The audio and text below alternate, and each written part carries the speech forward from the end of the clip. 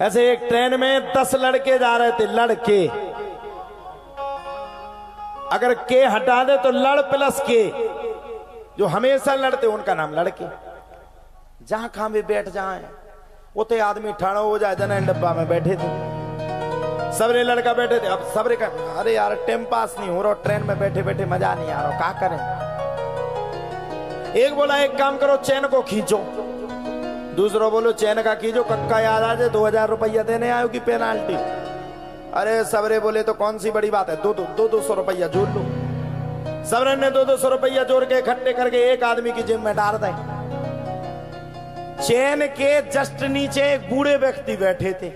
एक बूढ़ा आदमी बैठा था। सबरे लड़का बोले कि एक काम करो, अब पैसा देवे की जरूरत नहीं है, चैन खींचे हमोने और पैसा भरे जो बड़ाऊ।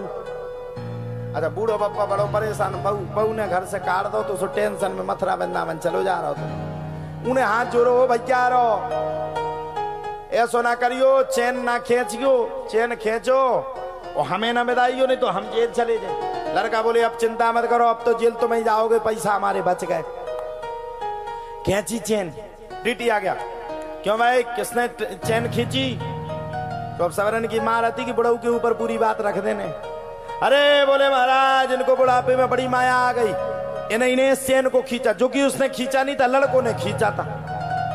बूढ़ा आदमी भी बड़ा सयाना, हाथ जोड़ के बोलो हो साहब हमने खींची थी।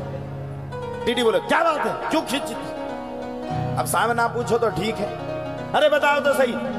साहब ये 10 लड़कों ने हमें खूब मार मारी, हमारी जेब में जो 2000 रुपया आते वही लड़का ने धर ले। लड़का पागल है क्या, हमने कब धरी? बोले साहब 100 के नोट 10 और 50 के नोट अगर 20 ना करे तो आज ही जेल जावे तैयार है। अच्छा उस बुढ़े आदमी ने देख लो तो कि जेब में 50 के देखे। लड़कों ने जोड़े थे ना कि चैन खींचेंगे तो अगर देंगे तो दे देंगे। टीटी हो सो टीटी ने खेते सो वास्तव में करे सो टीटी ने साबरन खा हथकड़ी पहनाई, और जैसे पहनाई सो सबरे देखे बुढ़े दादा की तरफ और सारा करें। अगर लौट के मिल गए तो काट डार भी। बूढ़ो बापा भी बड़ो खतरनाक है, तो वो दाढ़ी रखा है तो उन्हें दाढ़ी पे हाथ फिरोए सारे में कही उसे ही धोई जा, दाढ़ी सफेद हो गई, तुम जैसे कई ने काट दे हमने अपनी जवानी। तो बुढ़ापे का नजरिया बड़ा खतरनाक होता है। ऐसे ही एक शादी में 2 पंडित जी गए, जात ना एक लड़का के पक्ष से एक लड़की के पक्ष से, जात की नहीं जात। अच्छा जो वे लड़का लड़की के पक्ष के आते वे बहुत अच्छे पढ़े लिखे आते, खूब विद्वान।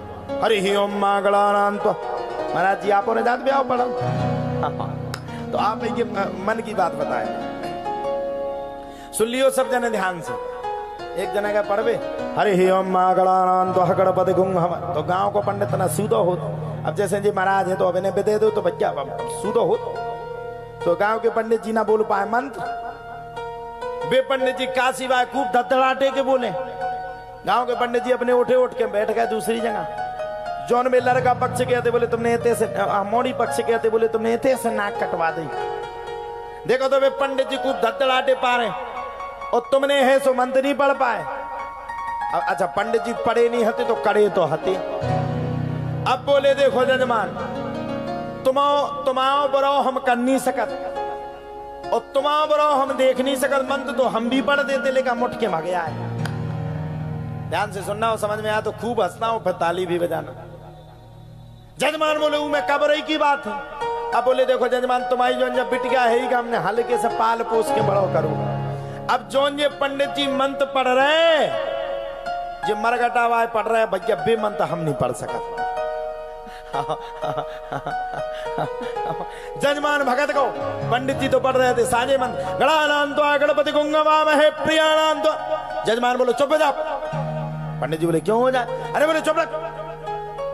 पंडित जी बोले क्यों? अरे एक शब्द भी मंत्र बोला तो ध्यान रखना राइफल चल जाएगी। पंडित जी को दिमाग खराब, भैया गोली ना चल जाए, बैठ के ठाणे हो गए। बताओ भैया शर्म नहीं आती? हमारी बिटिया के ब्याह में मरगटा के मंत्र पढ़ रहे। जजमान का कब तो मरगटा के पढ़ रहे, संस्कृत को ना उतारती। अरे बोले नहीं नहीं मैं तो अच्छे मंत्र पढ़ रहा हूँ। अरे हमारे पंडित जी ने बताई। नहीं नहीं मैं अच्छे पढ़ रहा हूँ। बोले महाराज तुम्हें चाहे 2000 चाहे हो चाहे 4000 पंडाल से बाहर, अब तो मन थमा जी पुराने पंडित जी पढ़े। पुराने पंडित जी बैठे सुनने आराम से मुस्की मस्की पुष्पा फिल्म तो देखी ही हती। बोले झुकेगा नहीं। पुराने पंडित जी ने कहा बेटा तुम काशी के पढ़े लिखे हो तो हम सरीला के कड़ेवाए आए। पंडित जी को भी वो माहौल लगा है, शादी पढ़ने गए थे क्या? तो बोले तुम पढ़े हो तो हम कड़े हैं। तो जीवन में पढ़ाई के साथ साथ अनुभव का होना भी बहुत आवश्यक है, अति आवश्यक है। जब तक संसार में आने पे आपको अनुभव नहीं तब तक आप कुछ नहीं कर सकते हो, और जब अनुभव हो जाएगा तो आपका कल्याण हो जाएगा। सूत जी महाराज अब जैसे अब तुम लोगों को अनुभव हो गया कि नहीं? कथा में कैसा बैठा जाता। अब अगर कोई ने तुमसे भागवत में बैठवे की कही तो तुम सीधे गंगाजू पहुंचो। हमें तो गंगाजू सपन्ने लेके भागवत में नहीं बैठे।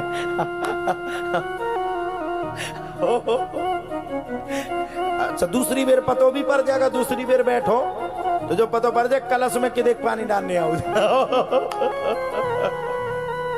हे भगवान कोने जजमानन के संगे इतनो बड़ो बदला लो, इतनो बड़ो बदला लो, पूरो घेला बात और सरीला जैसो गांव जी में यात्रा करत करत जब हम थक गए तो तुम तो थक ही गई। अरे उनसे रोज हम पूछते क्यों तुम्हारी घिची दर्द तो नहीं देती,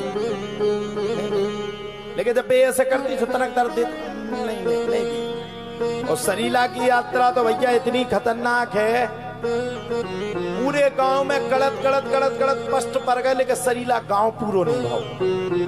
हमें तो ऐसे लगा कि महादेवी गांव में इसे आए, कैसे महादेव के कैलाश पर्वत का खोजत खोजत आदमी थक जाए लेकिन पतो ना पार पे, उसे जो सरीला गांव ही का खोजत खोजत मर जाए लेकिन पतो ना पड़े कितो बड़ा है। हाँ